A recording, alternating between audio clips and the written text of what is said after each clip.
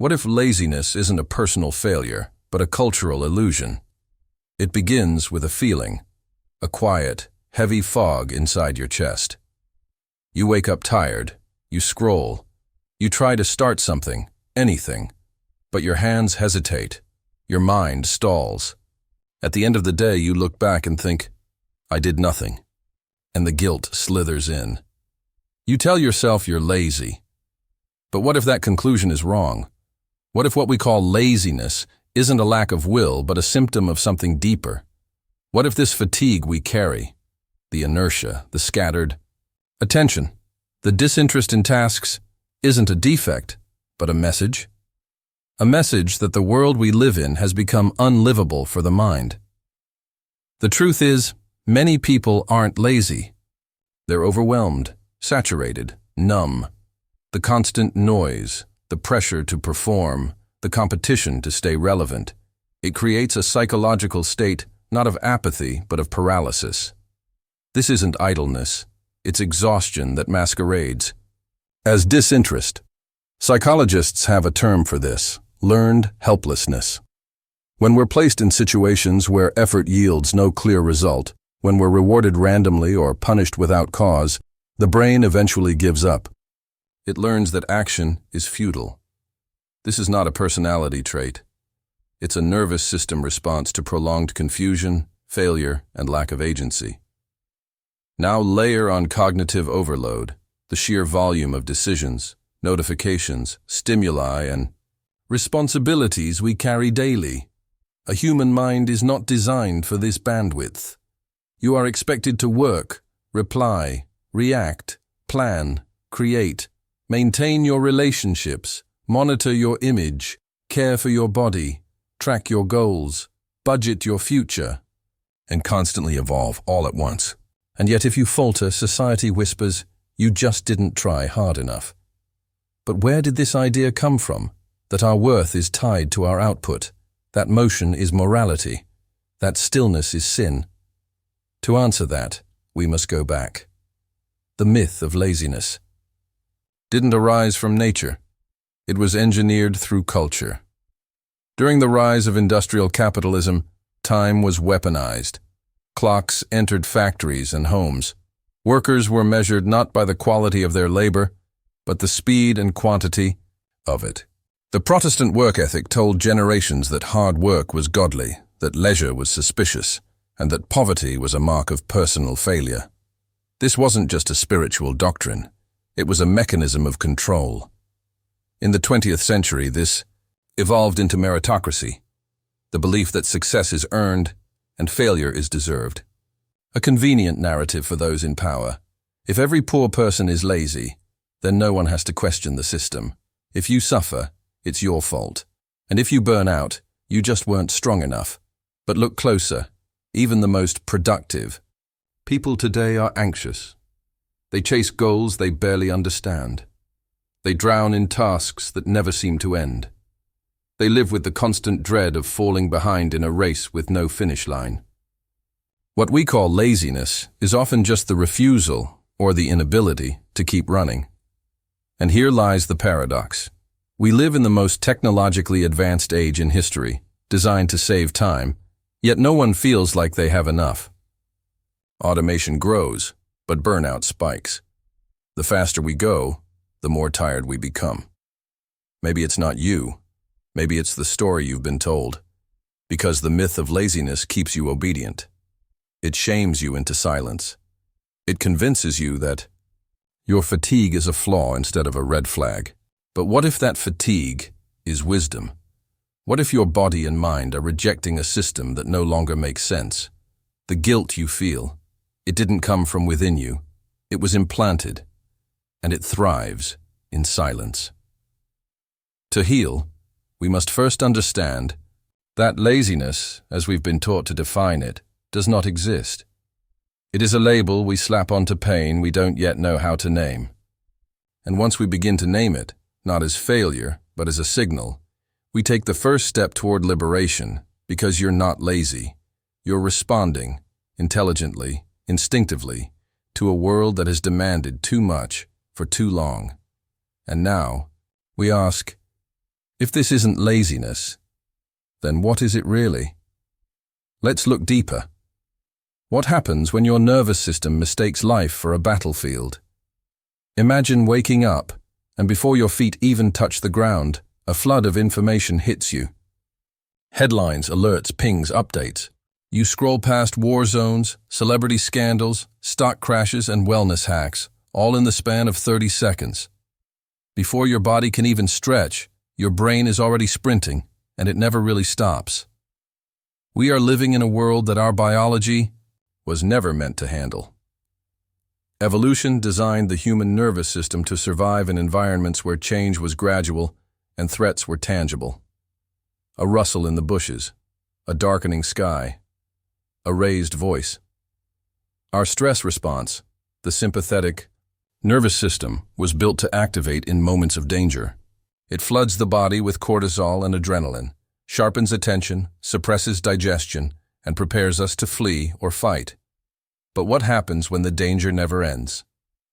In the modern world, the threat is not a lion, but a notification, a deadline, an unread message, an invisible standard we are always failing to meet.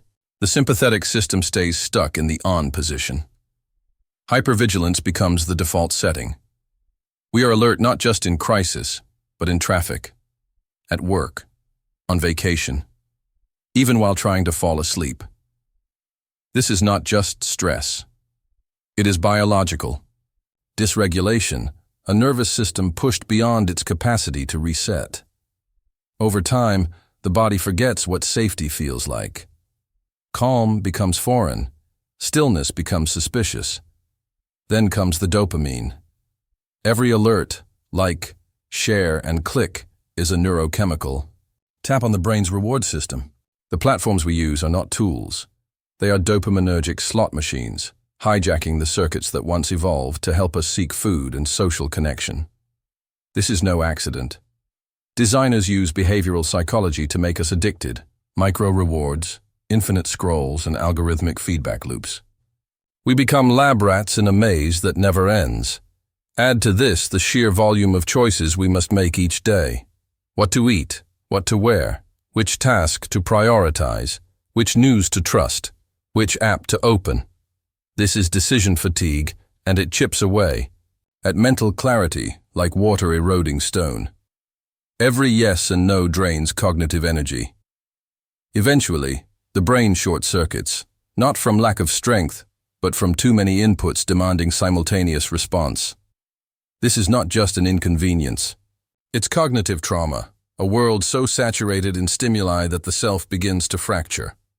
Marshall McLuhan once said, "The medium is the message." In our case, the medium is hyperstimulation, and the message is urgency. Constant urgency. Every ping is a crisis, every post, a demand, every silence, a threat. And the cost of this speed? It's not just burnout. It's the erosion of attention, the inability to sit with a thought, the numbing of emotional depth. In ancient myths, overstimulation was seen as a curse. Consider the story of Cassandra, blessed with foresight, but doomed never to be believed, driven mad by visions too fast, too many. Or Prometheus, bringing fire to humanity only to be punished eternally. Like them, we now carry too much light, too much data, and it blinds more than it illuminates. The result is a paradox. We are more connected, but feel more alone. We have more information, but less understanding. We are always on, but feel nothing. This isn't laziness. It's not even burnout in the traditional sense. It's a neurological collapse in slow motion. A society where the mind becomes overstimulated, overstretched, and overstressed to the point of breakdown, and yet we blame ourselves. We call it a lack of discipline, a failure of will. But how can you focus when your brain is fighting invisible fires all day? How can you rest when your body thinks it's at war? To regain clarity, we must first stop pathologizing exhaustion. You are not broken. You are overloaded. Your systems were never meant to process this much, this fast, for this long. And if overstimulation is the new normal, then the real rebellion is learning how to slow down, how to disconnect, not from the world, but from the illusion that we must keep up with it. Because to reclaim your mind, you must first understand who or what is holding it hostage. What if your success is just another form of survival? Most people don't wake up and say, "Today I'll perform." But that's exactly what we do. From the moment the alarm goes off, we step into roles. We answer emails with urgency, speak in curated tones, present our best angles, and execute task after task with machine-like resolve. And underneath it all, one quiet fear pulses. If I stop moving, will I still matter? We live in a time when identity is measured by activity. Productivity has become the modern metric for worth. But what's often praised as discipline or drive is more often than not a coping mechanism in disguise, a mask worn not to celebrate life, but to protect ourselves from its judgment. Sociologist Irving Goffman called it the presentation of self, life as a theater. He described how we construct identities like actors on a stage, adapting our behavior to fit the audience in front of us. We wear different masks, at work, with friends online, each crafted to fit what we think will be accepted. The problem isn't that we play roles. The problem is when we forget we're acting. Carl Jung called this the persona, the face we present to the world. But he warned that if we over-identify with it, we lose access to the deeper self. The self that isn't defined by accolades or outputs. The self that doesn't need applause. But modern culture doesn't reward stillness. It fears it. Enter hustle culture, the glorification of busyness, the fetishization of overwork, the idea that sleeping 4 hours is noble, that your worth is in your calendar, that burnout is a badge of honor. It's productivity, not for purpose, but for proof. Proof that you belong, that you matter, that you're not falling behind in a race no one fully understands. Social media accelerates the illusion. Platforms are flooded with curated performances of effort, time-blocked routines, cold showers, vision boards, and rise and grind monologues. It's no longer enough to work hard. Now you must look like you're working hard, while being photogenic, inspirational, and effortlessly motivated. Even wellness becomes performative. Meditation for the algorithm, therapy talk for likes, green smoothies for brand identity. And what does this do to the psyche? It turns effort into compulsion. You no longer create because you're inspired, but because you're afraid of becoming invisible. You no longer rest to recharge, but to better optimize your next sprint. You smile not out of joy, but obligation. The stage lights stay on even when the curtain should fall. This is not productivity. This is survival theater. And deep down, we know it. The smile begins to twitch. The applause rings hollow. Behind the mask, the performer trembles, exhausted, anxious, fragmented. But stepping off stage feels more terrifying than continuing the act. Because if you stop performing, who are you? We've been conditioned to believe that slowing down is laziness, that doing less is failure, that rest is indulgence. But maybe the real failure is never asking, what am I performing for? Who am I trying to please? And why does it never feel like enough? In ancient times, rituals were designed to connect people to the divine. Today, rituals are disguised as schedules, spreadsheets, and social metrics, designed not to elevate the soul, but to prove utility to a system that does not love you, only measures you. And so, we push harder, smile wider, post more, until the persona becomes a prison, until we forget there was ever someone behind the mask. But masks crack, and the performance always ends. The question is, will you be the one? Who decides when it does? Or will the collapse decide for you? Because sometimes, what we call success is just an elaborate way to avoid being seen for who we really are. And what we call laziness might just be the soul's final plea to take off the mask. Who profits from your restlessness? Most of us believe our thoughts are private, that our desires are our own, that what we scroll through, click on, or impulsive purchase is a reflection of our individuality. But what if that restlessness inside you, the compulsion to check your phone, the inability to sit still, the constant sense of missing out, wasn't random? What if it was designed? Welcome to the age of surveillance capitalism, a world where your attention is currency and your exhaustion is a business model.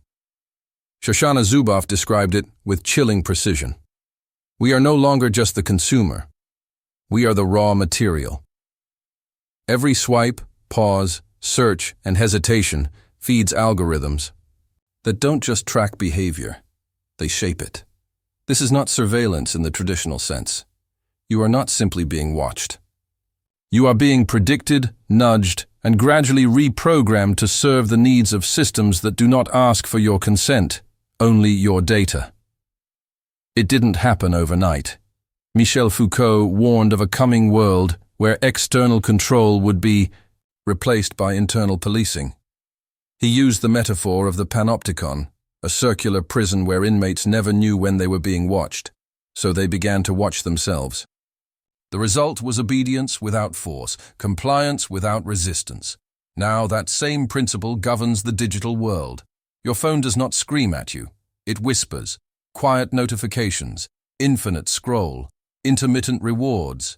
It's not surveillance with shackles. It's surveillance with seduction. It tells you, stay engaged, stay productive, stay visible. But underneath that engagement lies a deeper truth. Someone else is profiting from your inability to rest. Overstimulation is not a glitch in the system. It is the system. Every time your nervous system spikes, when you feel anxious, distracted, or depleted, it creates an opening. In that moment of weakness, you are more suggestible, more impulsive, more likely to buy something, click something, need something. Even your burnout has value, because it drives behavior, because a tired mind is a profitable one. And so, the machine keeps running. Platforms compete not for your satisfaction, but your attention. That's why outrage travels faster than reason, why trends shift before you can breathe, why content is engineered not to inform, but to addict. This is not just digital noise. It's psychological warfare dressed as entertainment. The result? A population that is overstimulated, overinformed, and under-reflective. People who mistake busyness for purpose, reaction for autonomy, stimulation for meaning. You're exhausted, but you blame yourself. You're distracted, but think it's a moral failing. You never question who built the cage, because the cage feels like your choice. This is the genius of modern control. It doesn't coerce you. It convinces you that you are free, that you are in charge, that your preferences are your own. Meanwhile, every tap and twitch is tracked, optimized, and monetized by systems that know your patterns better than you do. And so, the question isn't just, why am I burned out? The real question is, who benefits when I stay this way? Because your anxiety, your insomnia, your craving for stimulation, these are no longer private struggles. They are commodities in a new kind of marketplace, a place where your inner life is no longer sacred. It is scraped, sold, and shaped in real time. It's not paranoia if it's profit. And in this world, to reclaim your soul, you must first recognize that it's been monetized. Not just watched, but used. Not just exhausted, but weaponized. Until we stop mistaking control for convenience and begin to ask not what technology does for us, but what it does to us, we will remain restless. Not because we're weak, but because someone wants us that way. When did doing nothing become a sin? Somewhere along the way, stillness turned suspicious. In a culture obsessed with forward motion, resting too long begins to look like failure. To stop is to fall behind. To be idle is to risk invisibility. In today's world, rest isn't the default state of being. It's a deviation. And deviations, we're taught, are dangerous. But this wasn't always the case. In ancient cultures, rest was sacred. It wasn't just a break from life. It was part of life. In Taoism, the concept of wu wei, literally non-action, doesn't mean doing nothing out of apathy, but doing nothing that goes against the natural flow. Non-interference, harmonizing with life rather than trying to conquer it. The Tao doesn't rush, yet everything gets done. Contrast that with the Protestant work ethic, where moral virtue became linked to labor. Rooted in Calvinist theology, salvation was no longer found through prayer alone, but through tireless effort. If you were productive, you were worthy. If you rested, you were suspect. This wasn't just religion. It was the seed of a new moral economy. As capitalism matured, rest lost whatever value it had. Time became currency. Leisure was privatized, monetized, and eventually pathologized. You weren't just wasting time, you were failing to invest it. In this worldview, rest is only acceptable if it serves a function. If it helps you work harder tomorrow, rest is no longer a right. It's a performance review. And so, we adapt. We turn rest into content. We document our self-care days, curate our bath rituals, schedule yoga between meetings. The aesthetic of rest is everywhere. Serene faces, lit candles, artisanal tea. But these rituals often serve the same master, productivity disguised as peace. A kind of rest porn emerges, not meant to restore the soul but to be consumed, measured, and displayed. This performative rest is a paradox. It looks like rebellion, but it reinforces the machine. Because deep, genuine rest, the kind that disconnects from validation, stops the algorithm, says no to more, is too radical. It reminds us we were not built for constant motion. It risks waking us up.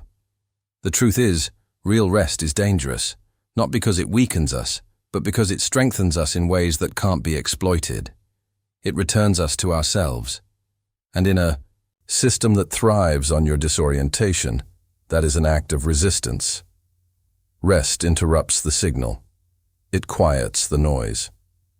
In silence, inconvenient questions arise. Who am I without striving? What is all this effort for? Who benefits when I never stop? Those are questions the system doesn't want you to ask, because they can't be answered with a purchase. To rest, deeply, unapologetically, is to reclaim the parts of yourself that aren't optimized, monetized, or improved. It is to remember that you are not a machine, that your value is not your output, that existence in its purest form needs no justification. And that's why rest feels so alien, so uncomfortable, because we've been conditioned to earn what was once freely given: time, space, breath, the right to just be. But perhaps rest isn't a retreat from life. Maybe it's the doorway back into it. Not escape, but awakening. Not laziness, but rebellion. What if burnout is your soul demanding a new way of being? There comes a moment, quiet, unannounced, when something inside begins to unravel. Tasks once easy become unbearable. Motivation dissolves into fog. The body moves, but the spirit lags behind. We call it burnout. But maybe it's something else entirely. Burnout isn't always the result of too much. Sometimes it's the product of too little meaning, too little alignment, too little truth. You've met the expectations, you've followed the rules, you've performed the role, and yet you feel hollow. Not because you failed, but because the mask has succeeded too well. Carl Jung called it the night sea journey, a plunge into the depths of the unconscious, where the ego breaks down and the authentic self begins to stir. Joseph Campbell described it as the hero's descent into the underworld, a necessary ordeal before rebirth. What collapses isn't your potential, but your illusion. The persona cracks, the noise fades, and beneath the rubble, something ancient whispers, "Change or perish, this is not pathology. It's initiation." In many indigenous traditions, a shaman's power begins with illness, a sacred breakdown. The healer first becomes the broken. Likewise, artists often speak of blocks not as creative failure, but as a confrontation with their own limitations, a call to evolve their voice. Even the butterfly must liquefy inside the cocoon before it can take flight. Complete disintegration before emergence.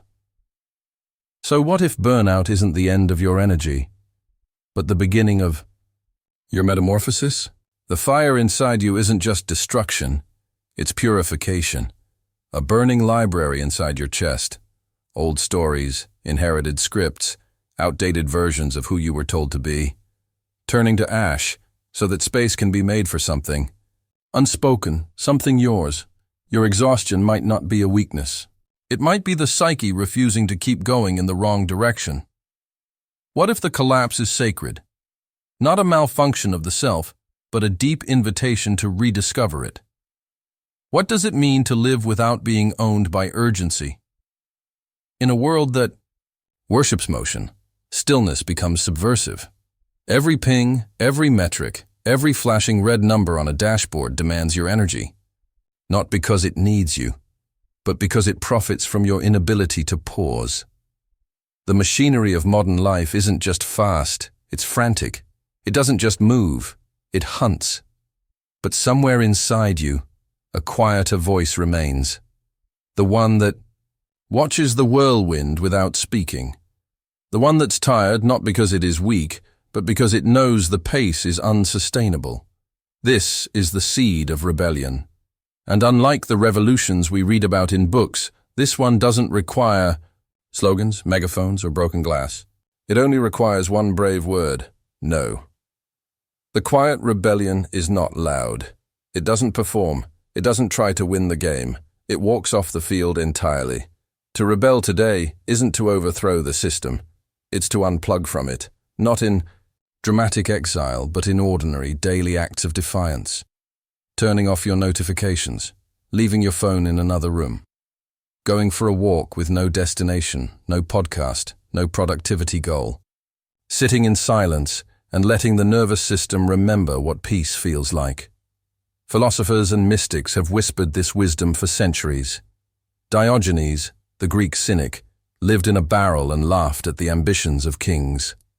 When Alexander the Great offered him anything he desired, Diogenes replied, "Stand out of my sunlight." What he sought wasn't more, it was space. Freedom from the compulsion to be someone in the eyes of others. Buddhist teachings speak of detachment, not as withdrawal but as mastery, the ability to see the world's illusions and walk through them untouched. Detachment is not indifference, it is clarity. It is choosing not to be manipulated by cravings that aren't your own. And in our age, new forms of this rebellion are emerging. The slow living movement, digital minimalism, the voluntary simplicity ethos. These aren't trends, they're survival instincts reawakening. Because in the face of overstimulation, the most radical act may be to stop. To stop racing. To stop performing, to stop proving, and instead, to simply be. The quiet rebellion is not about escaping reality. It's about reclaiming it.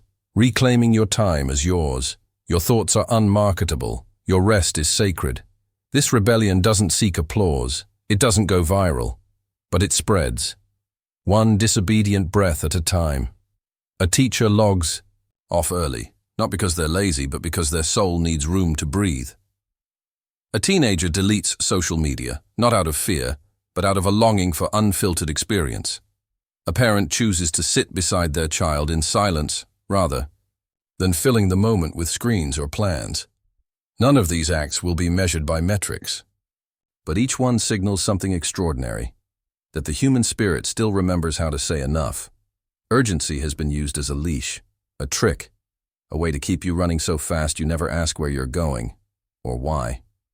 But the truth is, your value was never in your velocity.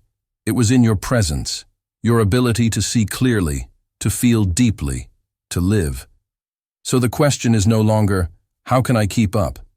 It's, who am I when I stop running? The quiet rebellion is already underway, and its army doesn't march. It sits, it listens, it breathes, and it remembers what the machine wants you to forget. You were never meant to be a cog. You were meant to be free.